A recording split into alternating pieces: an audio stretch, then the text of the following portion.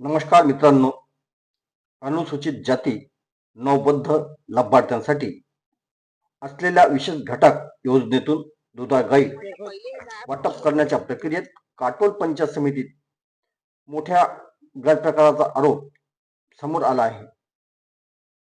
या प्रकरणात लाभार्थ्यांनी केलेल्या तक्रारीनुसार या योजनेत 2 गायीसाठी सुमारे 1,40,000 रुपये खर्च दाखवण्यात येत आहे.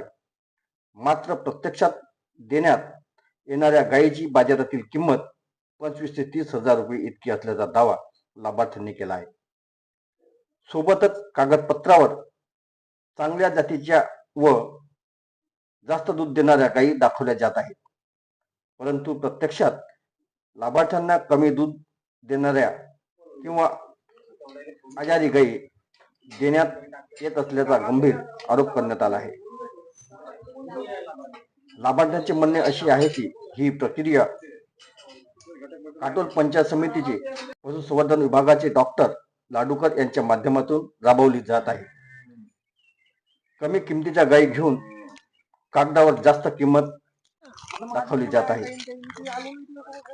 या प्रकरणी हा घोळ पंचायत समितीचे डॉक्टर लाडूकर यांनी केलेला असून या प्रकरणाची सखोल चौकशी करून दोषीवर कारवाई करावी अशी मागणी लाभार्थ्यांकडून करण्यात येत आहे. काटोल पंचायत समितीतील या कथित गैरप्रकारामुळे विशेष घटक योजनेच्या अंमलबजावणीवर प्रश्नचिन्ह निर्माण झाले आहे. या प्रकरणात प्रशासन काय कारवाई करते हे पाहणे आता महत्त्वाचे ठरणार आहे. माझी पत्नी लाभार्थी आहे आणि माझी जिल्हास्तरीय गाई दुधाळ गाई योजनेतून निवड झाली आहे.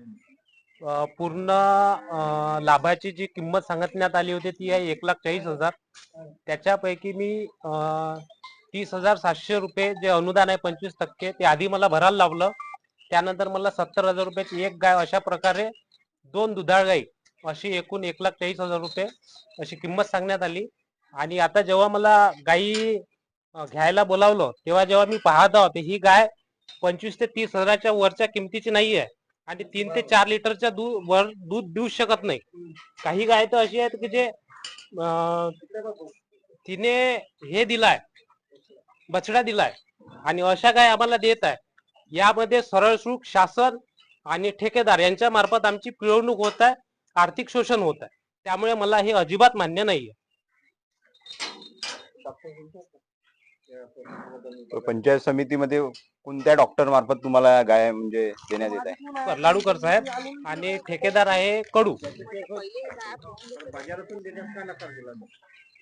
बाजारातून देण्यास त्यांनी असं मला काही कळवलं नाही. आज बाजार आहे म्हणून सांगितलं आणि बोलावण्यात त्यांना.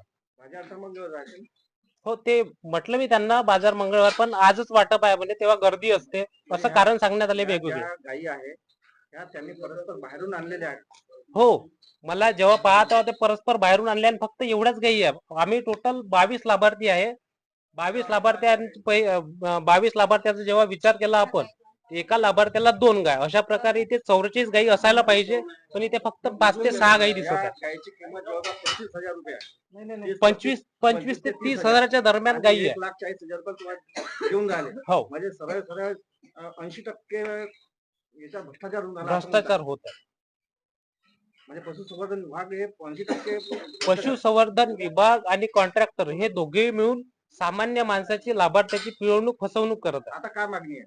आता आम्हाला ज्या प्रकारे 70,000 रुपये किमतीची गाय मिळायला पाहिजे, आता हे किंवा आम्हाला आमच्या पद्धतीनं खरेदी करायची मुभा मिळाली पाहिजे. ज्याप्रमाणे आता या गायी दिल्या तुम्ही घेण्यास नकार देताय. हो, मला 10 ते 12, 13 पर्यंत दुधाची गाय पाहिजे, पण मी हे 2 किंवा 4 लिटर किंवा 6 लिटर दोन्ही टायमाचं दूध करणारी गाय असन काहीच परवडत नाही. कुटारच खूप महाग आहे. आणि ह्या तुम्हाला तरी वाटते का ह्या 1,40,000च्या गायी आहे म्हणून वाटते का असं तुम्हाला तरी? अशी फसवणूक नाही चालत, मला तरी वाटते. तर हे होते लाभार्थी जे सध्या काटोलच्या गुरांच्या बाजारामध्ये आहे.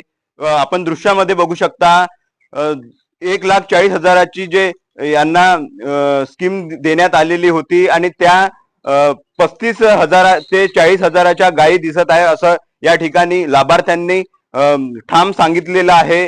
आम्हाला 1,40,000च्या गायी ज्या आहेत अशा गायी ज्या आहेत 2 टाइम दूध करणाऱ्या पाहिजे आणि यामध्ये 80% पिळवणूक होत असल्याचं या ठिकाणी ठाम लाभार्थ्यांनी आपले मत व्यक्त केलेलं आहे.